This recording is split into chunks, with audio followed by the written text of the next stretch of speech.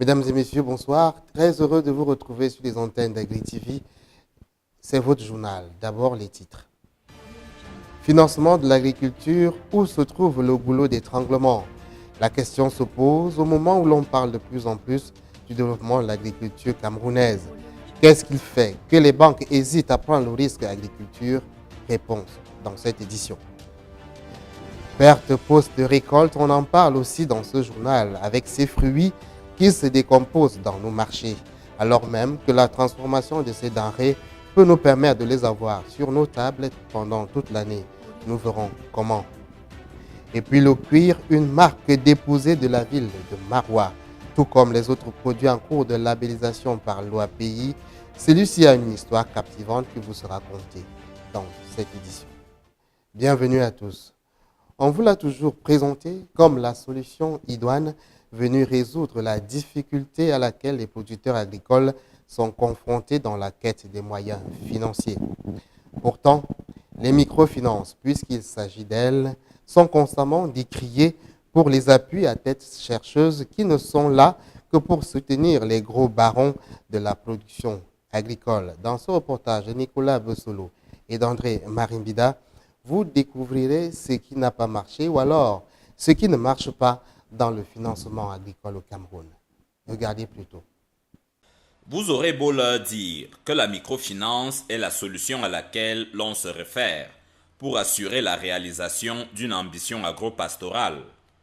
Vous leur direz aussi que c'est une pirouette à laquelle ils doivent faire recours quand l'inhospitalité des grands conglomérats banquiers leur impose des taux d'intérêt qui peuvent souvent coûter la peau du dos. Vous leur expliquerez également que l'agriculture est un prétexte puissant qui justifie tout crédit bancaire. Cependant, ces braves agriculteurs n'hésitent pas à vous opposer leur indifférence chaque fois qu'un air de microfinance flotte dans l'atmosphère. Bon, moi, je ne peux pas vous dire à quoi les microfinances me renvoient puisque je n'ai jamais été intéressé. Et j'aimerais que comme vous êtes donc placé là devant moi, vous nous expliquez ça afin que nous aussi nous bénéficions des réponses donc, qui proviennent des microfinances. C'est encore l'histoire de ces agriculteurs à qui l'on a miroité l'agriculture de seconde génération, mais qui devra encore tolérer l'archaïsme qui croît dans son champ. Les projets sont ambitieux, les moyens sont inexistants, et les microfinances estiment que la paysannerie est un investissement dangereux, où l'on est susceptible de tout perdre. La microfinance, c'est quelque chose qu'on a de nom, la microfinance. Nous n'avons aucune aide venant de la microfinance. La seule chose que nous savons ici, depuis que nous faisons dans l'agriculture, nous comptons exclusivement sur nos fonds personnels. Et nous sommes en contact avec les microfinances juste pour prendre les bénéfices liés à cette récolte déposée dans les banques et récupérer. C'est le seul lien que nous avons avec les microfinances. Il faut bien trouver les moyens nécessaires pour que germe une graine. Ouvrez le chapitre des brouillardises et vous découvrez que pratiquer l'agriculture est souvent redevable aux habitudes tontinières et que parfois, si le cousin d'en face a cessé de faire l'usurier du village, c'est tout le projet qui sombre. Nous-mêmes, on se débrouille. Hein. On se débrouille. Toi-même, tu perds tes semences. Tu fais tout. Tu peux te débrouiller de part et de d'autres. Ce n'est pas que tu vas attendre qu'on va te donner quelque chose. Les réunions, par exemple. Que peut bien valoir une agriculture dans les marais sans un accompagnement efficace des microfinances? De la culture à l'élevage, l'agriculture regroupe des dizaines de métiers très différents les uns et des autres. Chaque filière agricole offre un éventail d'emplois aussi divers que complet, à la fois dans la production, la logistique, la distribution. Pourtant, de nombreux métiers restent encore ou peu connus de la part du grand public. Reportage. Comme dans n'importe quel secteur, l'optimisation des gains de productivité est au cœur des préoccupations de l'agriculteur. Depuis quelques années, de nombreux agriculteurs se sont spécialisés dans le conseil et proposent désormais leurs services à leurs collègues. Par exemple, le conseiller se rend dans les exploitations agricoles à la rencontre des agriculteurs pour les aider à développer leurs activités de façon intelligente. Il accompagne les cultivateurs en organisant l'apport d'influents d'élevage et d'engrais sur leurs terres. De la même manière, le responsable de la qualité est un appui technique précieux pour les agriculteurs dans la mesure où il contrôle la qualité de leurs produits. La diversité de métiers dans l'agriculture est rarement véritablement représentée, même dans le cadre d'événements consacrés. Or, avec de nouvelles exigences du domaine agricole qui se veut plus développé en vue d'atteindre la seconde génération, être agriculteur ou éleveur, ce n'est pas seulement avoir un troupeau de vaches ou une exploitation agricole. C'est aussi maîtriser toutes les techniques culturelles dans la matière et toutes les nouvelles exigences liées au secteur. Ce n'est donc plus l'affaire d'une seule personne. Dans une exploitation digne de ce nom, des métiers tels technicien agricole, conducteur d'engins agricoles et ingénieur agronome avec une formation autre deviennent donc indispensables. La multidisciplinarité du secteur de l'agriculture vient aussi ajouter à ces nouveaux métiers. C'est ainsi que l'aquaculteur est avant tout un agriculteur. En revanche, toutes ces productions sont immergées, que ce soit en pleine mer ou dans les bassins aménagés. De la même manière, les cultivateurs ne récoltent pas uniquement des carottes, des salades ou des tomates. Depuis quelques années, des productions insolites voient le jour et connaissent un véritable succès. Certains se sont spécialisés dans la culture de la spiruline ou des fleurs et sont par conséquent horticulteurs. Même si certains produits du terroir sont fortement concurrencés par des entreprises étrangères, de nombreuses opportunités sont à saisir.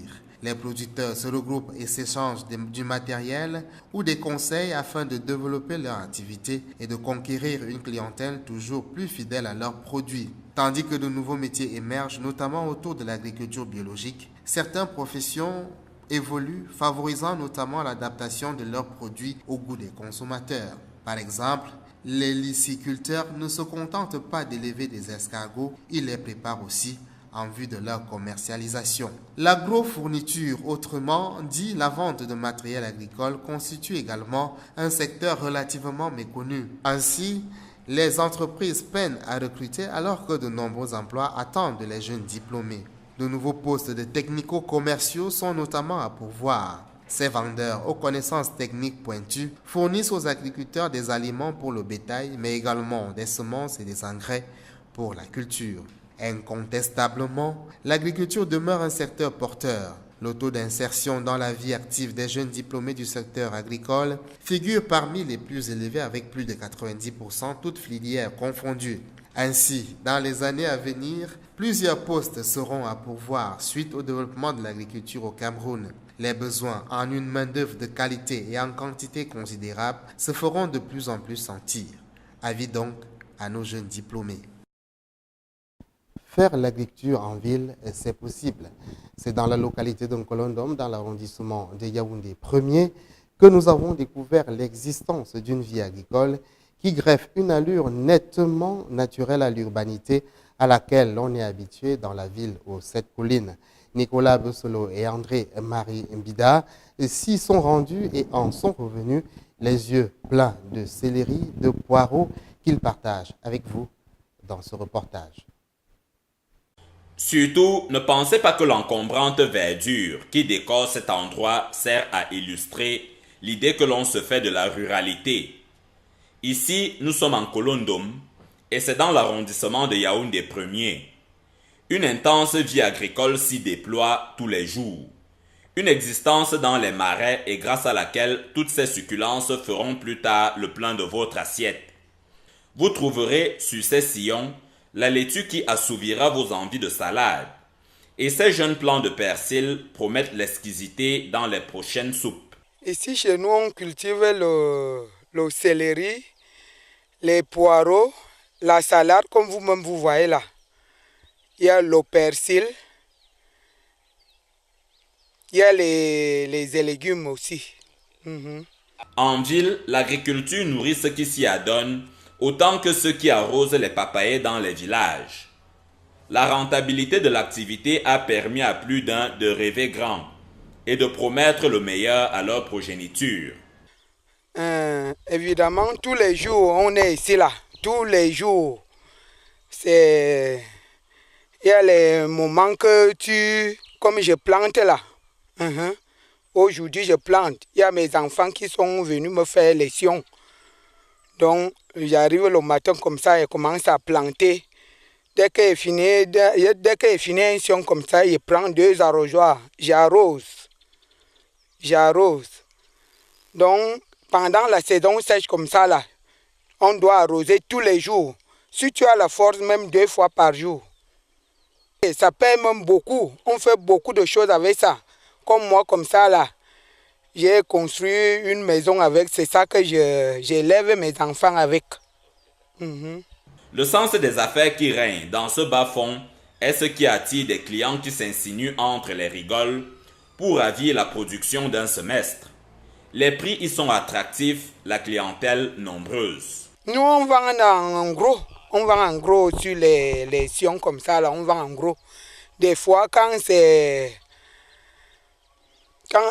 se vend, comme vous nous voyez là, pendant la saison sèche en février comme ça, là, février et mars, c'est un peu cher là. On peut vendre comme le sang, celle que je plante là, il peut vendre même ça à 150 000. Cette dame est à sa 43e année dans les marais de Nkolondom. Autrement dit, c'est l'essentiel de sa vie dont les bénéfices lui valent cette stabilité financière à laquelle s'agrippe toute sa famille. Nous vous le disions en titre, la production fruitière camerounaise est grande. Ces denrées font partie des plus consommées dans notre pays. Seulement, leur conservation donne de plus en plus des insomnies aux acteurs du secteur. Ceci à cause des pertes post-récolte qui, ici, sont considérables. Pourtant, des solutions à ce problème existent. L'une d'elles pourrait être la transformation de tous ces fruits en confiture, comme nous le montre ce reportage de Kwamsimo et de Sidonie Miyinga. Nous vous le concédons, des images pareilles dans la nausée, mais nous nous sommes permis de vous les montrer uniquement pour que vous sachiez ce qui attend vos papayes si l'habitude de confiture n'est pas vôtre.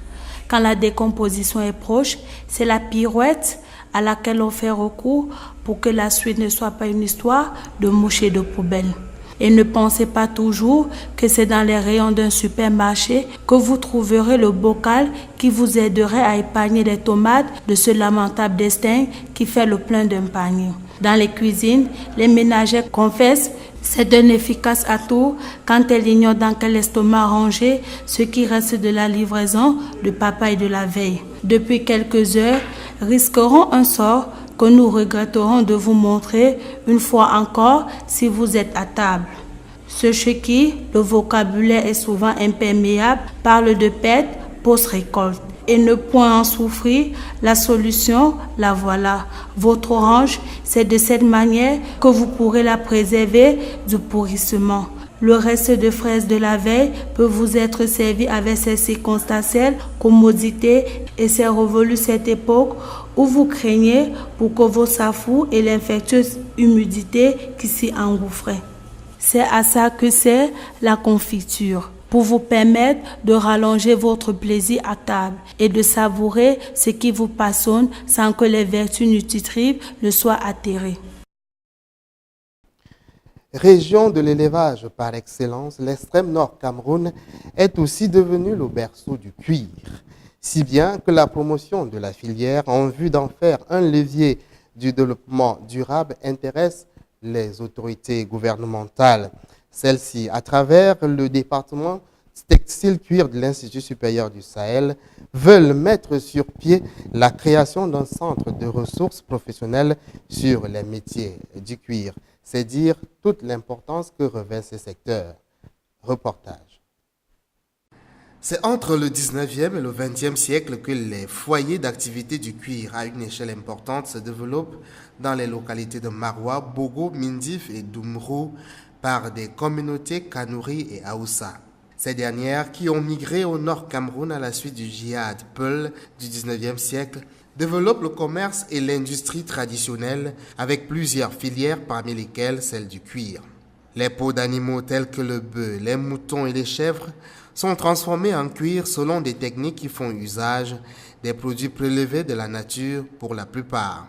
Les objets fabriqués sont les tapis de prière, des couvertures, des Corans, les chaussures, les arsenaux de guerre, les caches-sexes et les équipements des chevaux destinés pour la vente.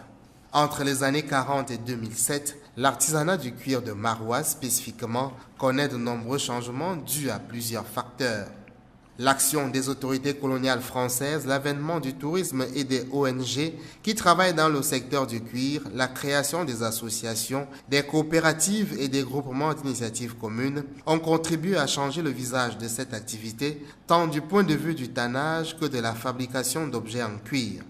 C'est ainsi que les filières du cuir ont été organisées, les modèles de produits fabriqués ont changé, s'orientant de plus en plus vers la civilisation occidentale. Des structures de vente d'objets artisanaux ont vu le jour, à l'instar du centre artisanal de Maroua en 1955 et du complexe artisanal en 2007. Dans les autres localités, par contre, l'artisanat du cuir n'a pas connu d'influence notable. Les objets fabriqués sont restés presque les mêmes que ceux du 19e siècle. Ces zones font davantage dans le tannage dont les cuirs sont acheminés vers Maroua. De cette période à nos jours, les objets en cuir sont vendus dans les marchés et autres centres de vente créés dans les localités d'activité du cuir et de leurs environs, dans d'autres pays d'Afrique et même d'Europe. Les objets fabriqués servent aux usages multiples, à savoir vestimentaires, ésotériques, esthétiques. Dans les autres localités d'activité du cuir de l'extrême nord, ce sont les Kanuri et les Haoussa qui détiennent depuis toujours le monopole de cette activité, alors qu'à Maroua, ce n'est plus le cas. Les changements qu'a connus ce secteur ont contribué à briser le monopole ethnique et impliqué des acteurs d'origines diverses, parmi lesquels se retrouvent même quelques femmes. L'avènement des produits à caractère moderne qui ont remplacé peu à peu ceux de l'artisanat local a affecté la considération sociale des acteurs du secteur du cuir. Malgré les préjugés développés autour du travail du cuir, il faut relever que dans la ville de Maroua, par exemple, certains artisans, de par les revenus qu'ils tirent de leur activité, bénéficient d'une position sociale respectable. Au total, l'artisanat du cuir a un impact multidimensionnel. Il génère des revenus à la chaîne d'acteurs impliqués, participe au brassage interethnique, alimente le marché du tourisme et contribue par le biais de ses produits à la promotion de l'identité culturelle de la ville de Maroua à travers le monde. Le cuir, nul ne peut s'en passer, celui de Maroua, encore moins. Nous sommes arrivés au terme de cette session d'information sur Agri TV. Merci à tous ceux qui ont participé à son élaboration. Merci surtout à vous, chers téléspectateurs, de l'avoir suivi. La suite, c'est sur notre portail www.agritv.cm. Vous servir fait notre plaisir. Bonsoir et à bientôt.